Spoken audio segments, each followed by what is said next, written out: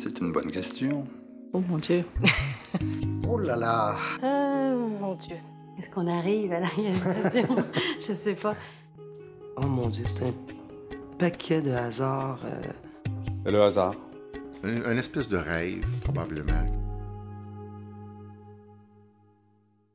Quand j'étais petit cul, je m'intéressais au cinéma, mais je voulais devenir journaliste. Je me destinais pas du tout à faire ça. Je me destinais plus à la médecine et à la chirurgie. J'aimais disséquer. J'ai jamais pensé faire des films, moi, avant d'en faire, finalement. Je me suis jamais dit à 8 ans, genre, je veux devenir cinéaste et tout ça, non. C'est quelque chose qui n'a pas été du tout concerté ou planifié dans ma vie. Contrairement à d'autres réalisateurs qui rêvaient de faire ça quand ils avaient 7, 8 ans, 9 ans, et tout ça, moi, ça s'est arrivé un peu plus tard. Je me destinais plus à la médecine et à la chirurgie. J'aimais disséquer. Adolescent, tout ce qui me tombait sous la main. Et j'étais bon. Mon prof de bio me donnait toujours la meilleure note. Donc, j'allais vers ça, mais j'étais pas bon en mathématiques et en chimie en particulier. Donc, j'ai été rapidement exclu des contingents possibles de ce métier-là et j'ai dû me réorienter. Et je me suis retrouvé un peu par hasard dans le panier de l'Université du Québec qui ouvrait à l'époque, en 1970, qu'ils appelaient communication. Et je me suis retrouvé là-dedans à regarder des gens avec une caméra et ça m'a comme ouvert une partie du cerveau. Et je me suis retrouvé dans des groupes où j'ai commencé à manipuler ça, de la pellicule, envoyer ça au labo. Et j'ai été comme fasciné par ça. Avant ça, moi, j'ai fait beaucoup d'activisme, d'organisation communautaire, d'activisme syndical, etc. Et j'étais très à l'écoute des gens, mais finalement, je me suis aperçu que c'était un champ où les valeurs humanistes qui m'avaient amené là-dedans et que je chérissais étaient en voie de perversion. Et du coup, la réalisation s'est avérée comme un champ d'expression où je pouvais les mettre de l'avant.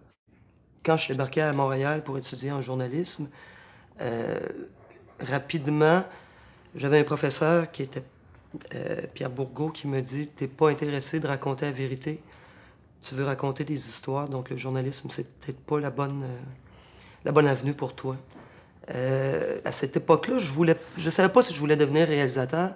La seule chose, c'est que j'étais un cinéphile. J'ai commencé à vraiment avoir une envie puis de voir ça comme une possibilité. Après avoir vu, en fait, l'état des choses de Wim Wenders au cinéma Outremont, je devais avoir à peu près, je sais pas, 18-19 ans, quelque chose comme ça. Et ce film-là a comme opéré un déclic. J'ai trouvé ça fascinant. Coup de chance, j'avais 15 ans et je faisais un cours classique. Et il y avait un cours obligatoire en civilisation grecque. Et à 15 ans, il y a beaucoup de choses qui t'intéressent dans la vie plus que la civilisation grecque. Et j'avais un prof extraordinaire qui s'appelle toujours Claude Blouin. Et pour soutenir notre intérêt le lundi matin, 9 h, nous disait « OK, la semaine prochaine, on va étudier la notion du héros dans la bataille des Thermopyles, qui d'ailleurs est le sujet du film 300 qui se tourne à Montréal. » Pour ceux qui s'intéressent au cinéma Joliette, il présente un film Les Bérets Verts avec John Wayne, ce qui est la version américaine du héros. Et à Ciné-Club de Radio-Canada, à 11 h dimanche soir, ils vont présenter La prière d'un soldat de Kobayashi, qui est la version japonaise. Alors, le gars de 15 ans que j'étais, qui connaissait absolument rien au cinéma, tout d'un coup a commencé à comprendre que c'est des thèmes, que c'est des idées qui sont derrière ces choses-là et que c'est pas juste une star. Alors, à la fin de l'année, c'était clair, qu'est-ce que Poulette ferait dans la vie? Il serait réalisateur. Pour faire un résumé court, j'enseignais en Suisse à des adolescents de 13 ans, 12-13 ans. Et pour les intéresser, j'ai introduit de vidéos dans l'école, mais j'avais peu de notions. Alors j'ai décidé d'aller faire une petite formation au Québec d'1 an en vidéo pour réintégrer ce matériel-là, ces connaissances-là dans mon travail. Et j'ai aimé ça. La première fois que je suis rentré à la Cinémathèque, c'était L'As de pique de Miloš Forman. J'ai tripé à faire des travaux, à voir des films, à analyser des films. Je me souviens d'un film qui a été pour moi vraiment une révélation. C'était Le confort et l'indifférence d'Arcan. C'est un film qui s'appelle Images du vieux monde. Dans la même semaine, on voit Fireman's Ball. Ça a confirmé ma passion pour ça, j'ai eu la piqûre. Puis Les amours d'une jeune blonde. Ça, quand t'es ticu, tu tombes, t'es dans la même semaine, c'est une méchante claque d'en face.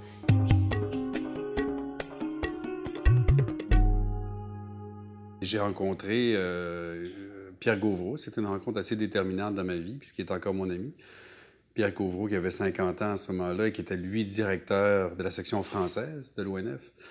On a commencé à sympathiser, à se voir souvent à la cafétéria le midi, malgré que moi, j'étais le petit cul qui débarquait, puis lui, il était le gros producteur avec le gros cigare dans le couloir. Je le vois encore.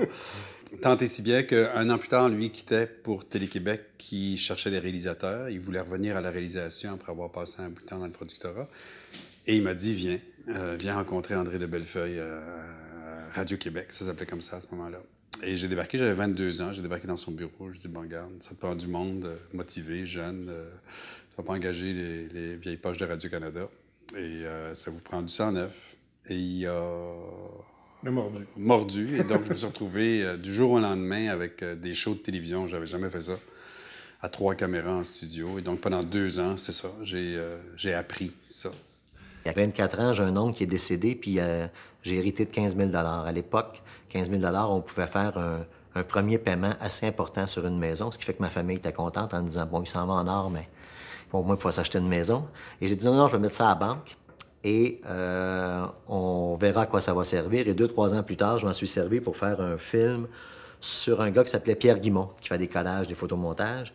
Et ce film-là, c'est promené à travers le monde. On a eu des prix en Australie, à New York, un prix spécial à Beaubourg. Donc, ça m'a ouvert les portes et c'est comme ça que je suis rentré réalisateur par la suite. 1 an à Télé-Québec, puis après ça, à la pige partout. Dans le temps, je travaillais au noir sur des chantiers de construction. Puis là, je décide, il faut que j'arrête ça. Si je veux faire du cinéma, il faut toujours que je fasse du cinéma. Donc, moi et Denis, on fait un petit tape de 10 minutes. On se ramasse dans un festival en France, Montbéliard. On gagne un prix là-bas. Et là, bon, on rencontre Morin là-bas. Et Morin nous dit, c'est pas pire votre vue, les gars. Quand vous allez venir de retour à Montréal, la prochaine fois, venez à Coop, moi, vous passez une caméra. Et là, en débarquant à Coop, j'ai rencontré Jean-Pierre Saint-Louis qui me dit, ben moi, j'ai besoin, es-tu capable de tenir ça, une perche, ou es-tu capable de placer des spots? On était des hommes, j'étais capable de toucher à tout. Donc, j'ai commencé à être souvent sur des plateaux de tournage en faisant les 1001 métiers. Je me suis mis à assaillir, à harceler d'autres réalisateurs. Je me souviens, entre autres, Fernand Dansereau et Jean-Claude Labrec, qui ont été avec moi d'une patience extraordinaire. Puis, à un moment donné, dans les 2 cas, il s'est présenté une occasion où eux autres ne pouvaient pas faire le documentaire. Puis, ils m'ont dit, écoute, tu veux essayer? Voilà ta chance. J'avais un ami qui avait une caméra Bolex et qui s'en servait, qui me permettait de m'en servir à l'occasion, avec qui j'ai fait quelques films, amateurs et tout ça, mais ça m'a donné les quelques notions de base de qu'est-ce qu'était le film, comment c'était pris, la lumière, le film, etc. Puis bon, ça a été mon début. Alors avec si peu, j'ai été engagé parce que j'ai forcé la porte un peu comme monteur de nouvelles dans un poste de télévision. Ce que j'avais très envie de faire, c'était de connaître la machine de l'intérieur. À partir du moment où je suis sorti d'école en 87 jusqu'à 93, j'ai rien réalisé. J'étais assistant. Et puis, en 93, j'ai obtenu une bourse au Conseil des arts pour faire un moyen-métrage, ce qui s'appelait Regard volé. Et ça a été c'était très important pour moi, disons, juste au niveau de la confiance, de voir que je pouvais enfin faire un film, réaliser un film et tout, et essayer de développer là, un peu plus sérieusement des projets personnels de réalisation. Le cinéma, pour moi, a été bien fondateur. Je veux dire, au point de vue de ce que je suis comme personne, puis comme dans mes intérêts. C'est un médium qui me touche beaucoup, puis que j'ai envie, moi, d'explorer. En tout cas, moi, ça me nourrit de dire que je me fais un peu le témoin de mon époque. J'ai fait, je pense, une carrière fort intéressante, autant au point de vue de mon intérêt intellectuel que du reste. Bon, j'ai gagné ma vie, quoi. Créer un monde, de créer un univers avec une équipe, avec des collaborateurs, avec l'apport créatif de chacun et tout. Moi, il y a quelque chose là qui continue de me faire rêver. Le réalisateur, c'est le raconteur et je veux raconter des histoires et j'aime ça.